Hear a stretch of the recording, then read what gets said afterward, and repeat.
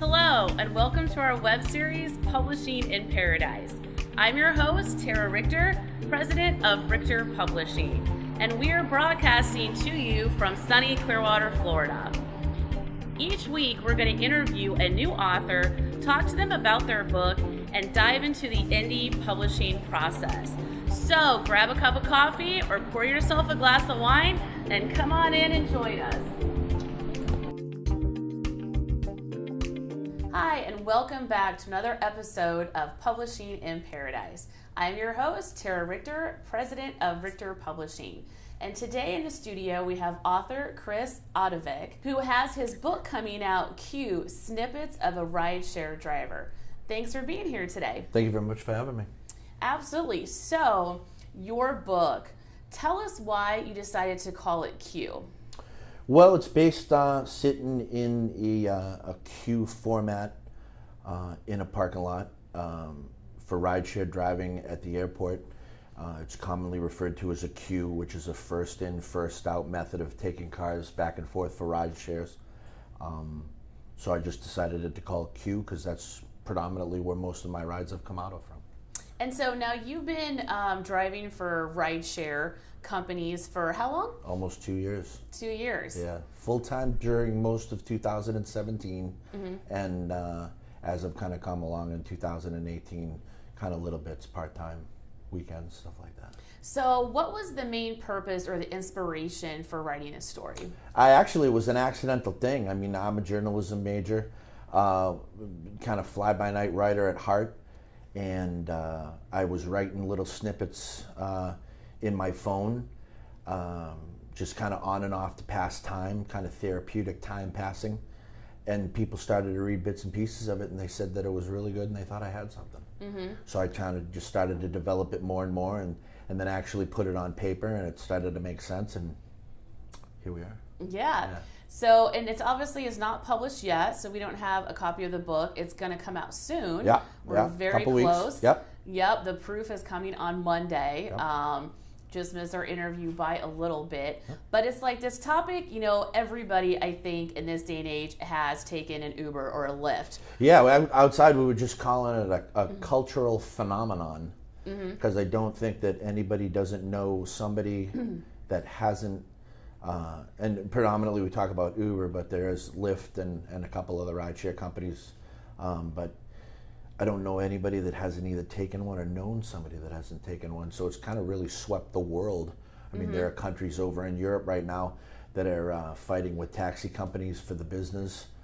And there's just, it's kind of a cultural phenomenon. It's really kind of taken the whole world by storm. It is. It's crazy because I think Uber has been around has it been 5 years? Yeah, it actually had been around 5 years, and probably for the first 3.5, I had no clue it existed. So I had a buddy of mine come into work one day, said he was doing it on the side for money, told me he'd walk me through the whole thing, download the app on my phone, show me how to do it. And then we just kind of went from there, and then, like I said, here we are. So yeah, it's been kind of a crazy, fast year ride. And so, I mean, since almost everybody's taken an Uber or a Lyft, I know I travel a lot, Sure. so I usually do the rideshare, when I'm out of town and I don't have a car. And I know the crazy stories on my end of it. Yeah. Being a passenger and having the crazy drivers. Yeah. But your story is obviously from the driver's point of view and the passengers. Well, it's kind of like a bug in the car or a silent deaf ear that nobody really pays attention to. That would be probably the best way to describe it. But with a lot of negative connotations right now in the news concerning drivers versus passengers and passengers versus drivers. A lot of serious incidences going on. It was just one of those things where I wanted to tell people that not all things in the car go bad, because usually in the press you hear a lot of negative stuff. You don't hear a lot of positive stuff. And I just wanted to let people know that, a lot of funny stuff does happen. And it's not as bad as everybody's kind of portraying it right now in the news media to make it out to be. Well, I mean, the whole thing is that when anything goes viral, there is always going to be a bad egg or, one bad person, one bad instance. I mean, I know I know an Uber driver that got beat up and put in the hospital. Obviously some people got robbed, some crazy things like that have happened. But when like you've been around for 5 years and this is like such a huge thing, and so like there's got to be millions, there is, and millions of people. Yeah, I mean, if you take a look right now on social media, you'll find a lot where they're settling with quite a few passengers crimes versus drivers, and drivers crimes versus passengers.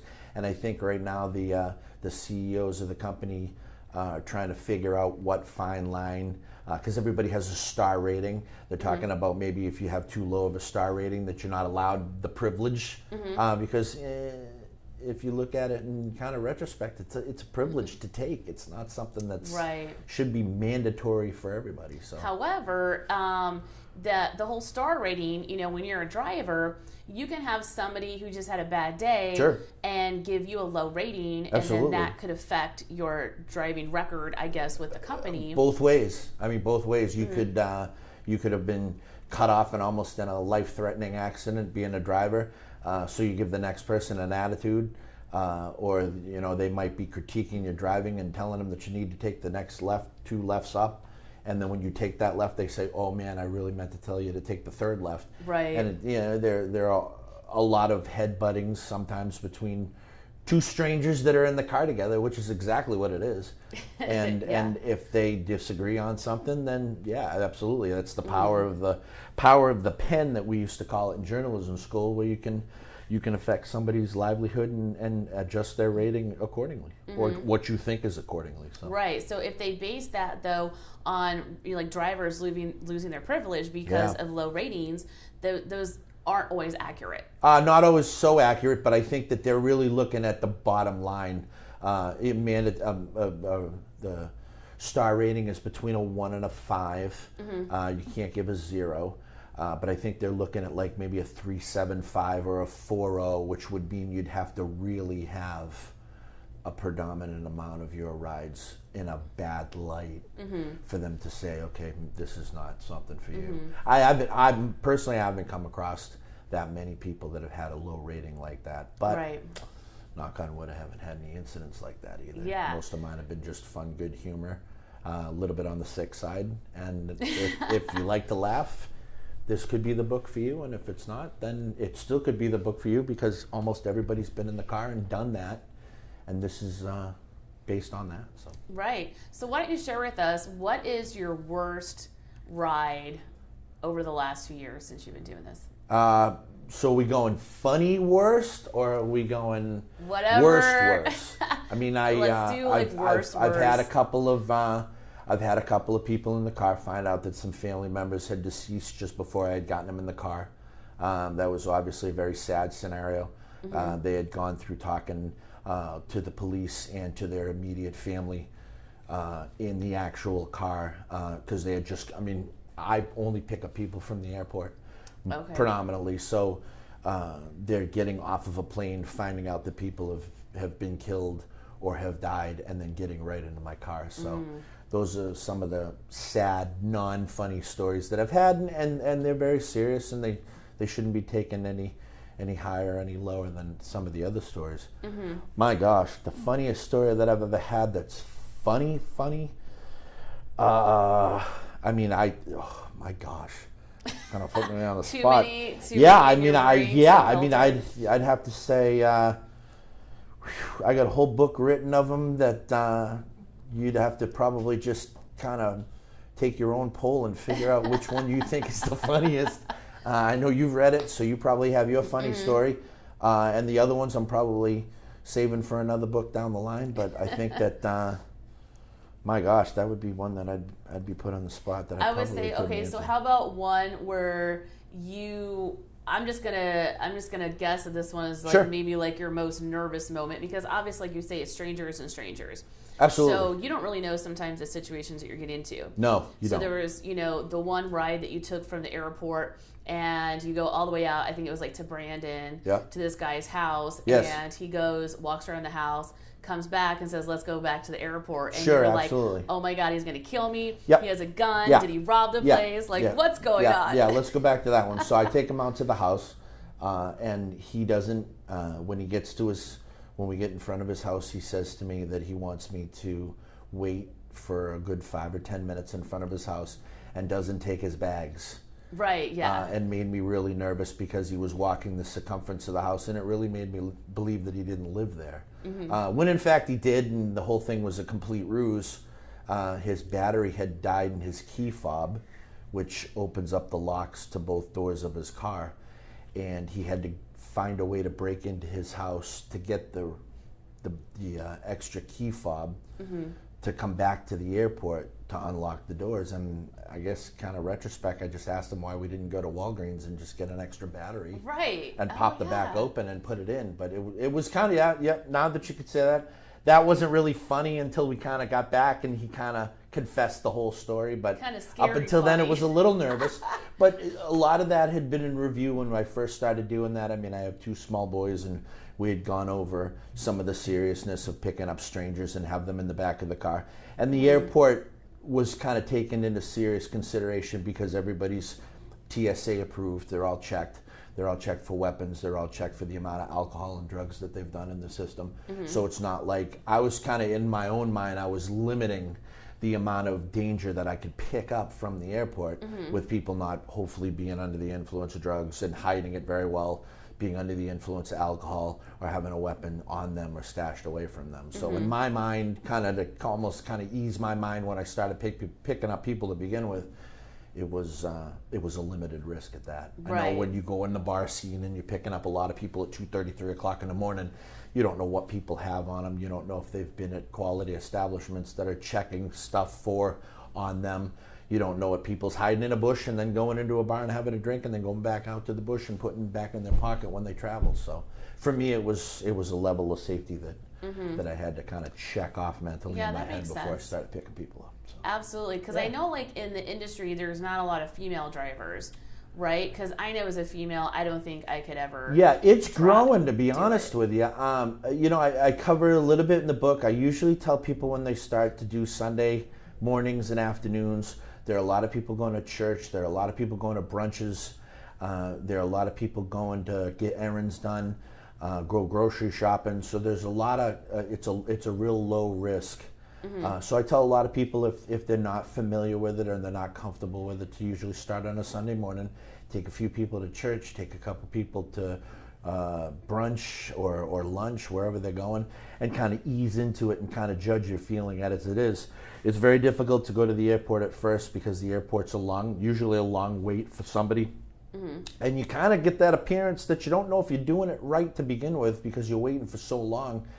And if you're doing it for a money aspect, you don't know if you're going to make enough money to even have it be profitable and for your time to begin with. So first when I started, there was a real low amount of women that had done it. But I think that the numbers from what I've seen at Tampa International Airport have increased. But again, with the safety and all the stories that you've heard in the news, I think it's probably starting to creep back down again because it's a dangerous situation. You never know what kind of people are going to get into the back of your car and what they have in their mind frame and in their plan. So can people actually make a living just doing this full time? I tried. I did pretty good at it. I got sick of corporate America in 2017. I got tired of being told what to do and when to do it. And I went to the airport lot and kind of judged it and did it for about 6 months. It's a much saturated industry now. I think there are far too many people doing it.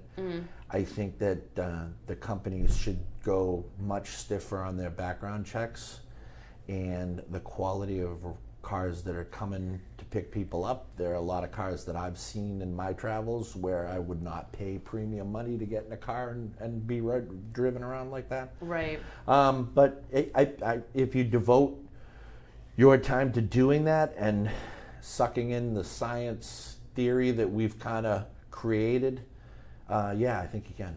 I have a couple of buddies that still do it on a regular basis, and they love what they do. The funny part is they love what they do. They love to sit in their car and listen to the radio and take people where they gotta go, and just kind of do it for a living. They don't have to sit and listen to rules, and they don't have to punch in a time clock. They don't have to do what they're told to do. They can go take their kids to a basketball game or a doctor's appointment, and they can just basically kind of be where they have to be when they have to be. So, right. Yeah. It can be done. It can be done. I still know a couple people that do it today, and I pulled it off for about 6 months in 2017, so it can be done. Absolutely. Awesome. Yeah. So now your book is going to be available here soon. Yeah. You're going to have it at the Book Fest, which is Friday, November 2nd. Yep. We're going to have at our offices here in Station Square Creative Suites. Yep. The last thing I want to talk to you is, so this is the first book that you published. Yes. And you went through us, which we're an indie publisher. Yep. So tell us, how did you feel about going through the indie publishing process? Because it's a lot different than traditional. It is a lot different. I wrote this not originally to be a book, and like I said, I wrote a bunch of excerpts down on my phone.